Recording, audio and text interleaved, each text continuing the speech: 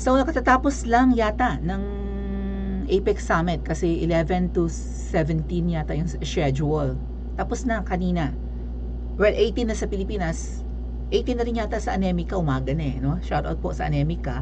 I guess alas 8 ng umaga sa East Coast and mga 5 o'clock in the morning pa rin sa West, di ba? Mga ganon.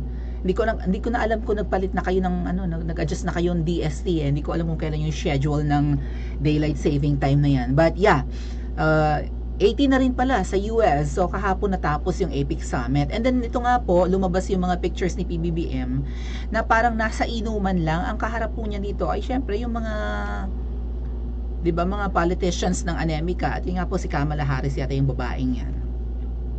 And mukha talagang kawawa yung setup. Ayun nga, inedit na, nilagyan na ng ulo ni Tambalos na sumisilip doon. Tapos parang meron pa sa baba, mga ate at kuya, hindi ko alam kung ano yan, zoom in natin mamaya. Parang may nakabulagta doon, maybe tela yun or kung ano mang tinakpan. At saka bakit meron parang kapis nga na na room divider na yun, na pwedeng hilahilahin yun di ba? Ginaganon. Yeah, parang kung pwede mong, kung gusto mo na walang harang, di igilid mo. Kung gusto mo naman lagyan ng tabing, maybe may mga nakatambak doong labahin o kaya naman ay dining area, kung ano man yon, harangan mo, di ba? Or may natutulog. Tatakpan mo yun, i-close mo yung device kasi nahihila-hila naman po yan at may mga hinges yan. So, bakit ganyan ang itsura? Presidente, tapos bakit pa ng lighting? Di ba yung lighting mula dito sa taas, yan, papaganon, pa-focus, pababang ganon. Kasi nasa likod ni PBBM yung ilaw, para talaga nasa inuman laang. Kulang na lang videoke, di ba? Bakit ganyan? Tapos, siglang-sigla pa silang picturean ng pakikipag-usap porque Vice President ng Anemica ang kaharap. Uy, tinatanong nga pala ni Fatom Pangan kung may comment na si PBBM. Wala pa, busy pa siya, baka tulog pa yun. Umaga pa nga lang, baka tanghali or tanghapon gumising si Kuting. At maaga pa sa Anemica, umaga pa. 'Di ba? Umaga pa lang. So baka tulog pa siya, hindi pa siya. Diyos ko, ang lala na nangyari sa sa Sarangani province. Ang lakas ng lindol, ang daing nasirang mga establishments. Mabuti pa si Tamba may may statement na, 'di ba? May pahayag na ng keming nagbigay na ng tulong. Mamaya pag-usapan natin si Tamba at ang kanyang bagong taning. Meron silang bagong taning ngayon, may bago silang Thinking Pinoy. Maybe pag-usapan natin sa Herapod, sa pangalawa nating channel. Kung di pa kayo nakaka-subscribe dun, punta kayo ha. Ang link naman po nasa comment section kung ano yung link ng Herapan. Yung ating backup channel. Ngayon, ito po yung post ni SAS. Mabuti na lang si SAS, ewan ko kung pinapost sa Presidential Communications Office. Mukha talagang kawawa. Mukhang yagit. Bakit ganyan? Presidente ng Pilipinas, tapos ganyan ang setup ng meeting. Tawang-tawa si SAS, ayan nga po Tsaka marami pa siyang in-upload ng mga pictures patungkol dito. Ayan yung raw na picture, hindi na raw kasi edited na nga to, nilagyan na nga nila ng parang may inuman. May kaldero, nabanggit din to kanina ni Queen Boljakera. Si Tamba nakasilip doon sa parang room divider na may yung pwede mo i-open, close open. Ito yung sinasabi kong parang beam hindi itong itim ha. Kundi yung nasa parang paslant na yon na beam, 'di ba, paslant? Na parang clouded nga kasi siguro may ilaw din sa tapat nila. Yung part na yan na parang medyo nagpumuti, yung pumuti na yan, ilapit ko sa akin para makita nyo. Ito parang cloud na ito. Ilaw siguro yan, reflection ng ilaw, di ba? May ilaw sa tapat na kaganon. Yung nakatagilid na yan na beam, yan, para kasing ano yan, sa attic yan na design, mga ate at kuya. Bakit, di ba, ganyan yung bang sa bubong, di ba ganon? Yung pa-diagonal na yan. Yan, ito, papaganan. Di ba yan yung parang sa bubong? So, sabi ko, parang attic itong kinaroroonan. Anong klase? Tapos, parang may telang itim. Yung mahaba na, ito, parang mahaba na ito. Parang telang itim. Right? Tapos, parang, ano yon? Parang may nakabaksak na telang itim din doon. Ayan. Ano yan? Right? Diyos ko, bihis na bihis ng maayos. Naka-tuxedo pa si, tuxedo ba tawag dito? Naka-Amerikana pa si Kuting ng kanyang 'di ba? Ang kanyang suot. Oh. Zoom nga natin. Edited na po yung ulo ni Tamba doon na sumisilip kung ano na pag-uusapan. Baka may mga crates na dala eh. Ano yung nakabaksak sa baba? Hindi part ng edit yan mga ate at kuya. Ito parang tela na to. Bakit parang may telang mahabang papataas na ganyan? Ano ang ganap? Right? Tapos parang may outlet doon. May outlet. Tapos nakabagsak din yung tela sa baba. Kaya inedit na lang, nilagyan na parang may lamesa na may inuman, may parang may chaser, may MP, may kaldero ng pulutan or kaserola. Inedit na po yung part na yan, pero ito pong event na to ay talagang kataka-taka kung bakit ganyan ang eksena. Parang may poste pa ng kanya, may beam nga ng parang sa bubungan. Ang pangit talaga, hindi bongga. Ba't ganyan? Ano sabi ng mga netizen? Naubos na ang pulutan. Yun yung tanong ni Tamba, kaya nakaultaw yung ulo doon, nakalabas yung ulo doon sa may room divider. Naubos ang pulutan. Kailangan mong pulutan. Ang pinag-uusapan nyo dyan, nagchichismisan nyo ko, ganan. Diba? Pang-asar daw. Ano pa yung nakita ko dito? Ayun yung comparison mga ate at kuya, oh. Kapag nakikipag-meet si PRRD with the world leaders, 'di ba? Ayan, may mga flag sa likod. Tingnan niyo naman, talagang parang tingin ko si Tatay Digong, parang ang tingin ni Xi Jinping kay Tatay Digong parang nakakatanda niyang kapatid or nakakatanda niyang kaibigan or parang tito. Mukhang hindi naman magkalayo yung edad nila, pero kung paano niya 'di ba, i-assist si Tatay Digong, talagang may flag, may 'di ba, nandyan, may nakalagay sa background para pag kinuha ng picture ay maganda. Decent, 'di ba? Decent yung meeting. With Trump, ayan po, may flag ng US yung sa kabilang picture.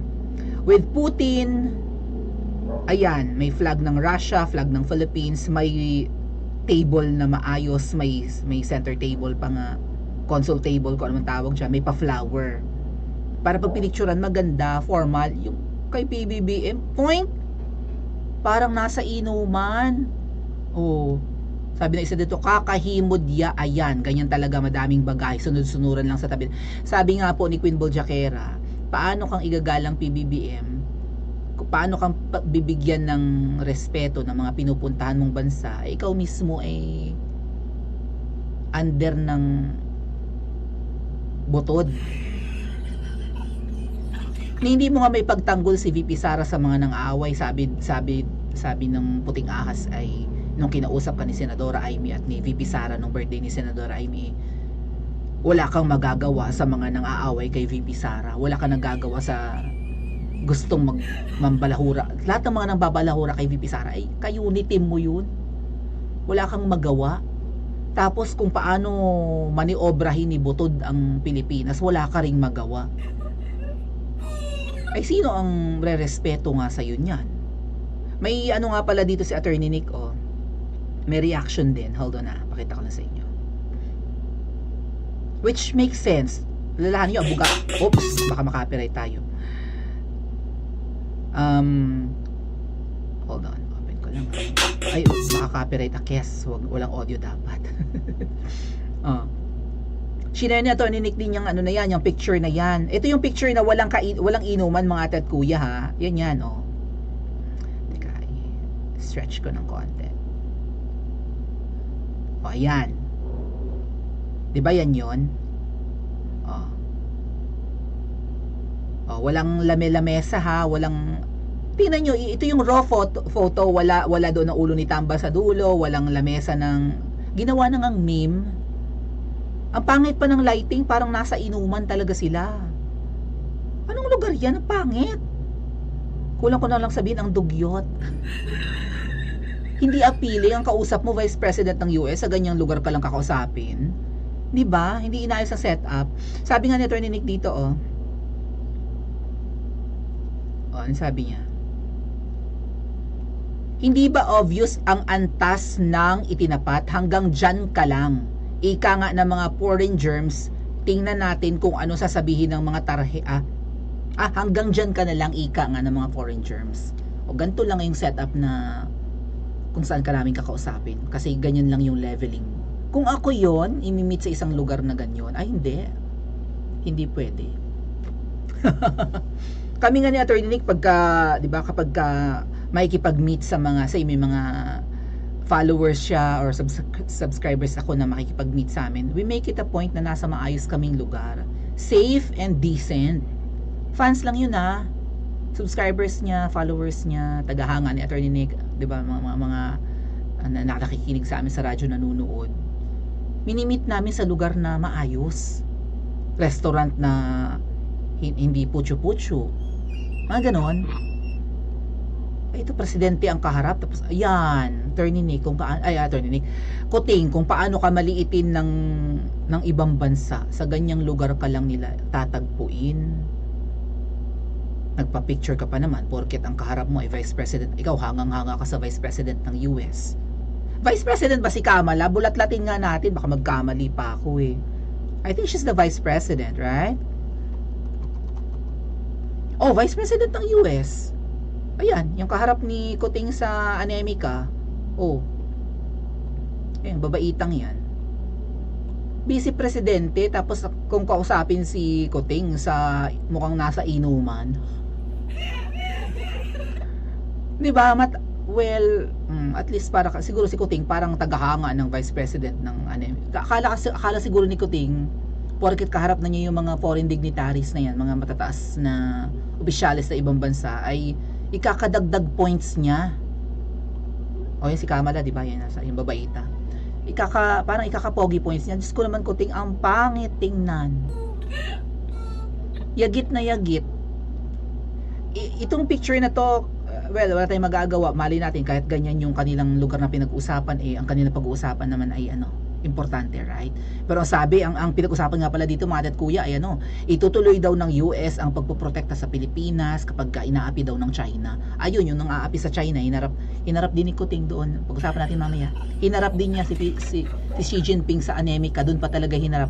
Very social si Kuting. Kuting, nasan ang kasosyalan mo? Bakit yagit na yagit ngayon ang meeting place nyo ni Kamala Harris? Papayag ka ng ganyan? Ang pangit sa may tawag dyan ang pangit sa optics mo bilang pangulo. Ikaw pa na mahilig pa naman sa photo op, di ba? Mahilig ka sa picture. Akala mo. Well, sana ikataas ito ng ng trust rating mo, tong picture na ito, but I doubt it. Pinagtatawanan ng netizen tong picture mo with Kamala Harris. Bakit kayo pumayag? Kayo ba yung mga lutang at the moment? Ano ba yan? Ang laki kasi po, mga ate at kuya, ang laki ng impact ng ng background, 'di ba? Even gestures, even body language, ang laki ng impact niyan. Kaya kung makikita niyo sa mga pictures na yan pinakita ko sa inyo, nasa background or foreground baga tawag niyo. Well, I think background. Nasa background ang mga flags ng mga leaders kasi 'di ba? Ibig sabihin, iginagalang nung kausap yung bansa na kakausapin, yung leader ng bansa na kakausapin. Ganyan po kausapin si PRRD ng mga world leaders. Anyari kay Kuting. So does it reveal kung ano ang pagtingin sa atin ng Anemika ngayon? Is Kuting really weak? I-comment nyo sa comment section at mag-like and subscribe din po kayo.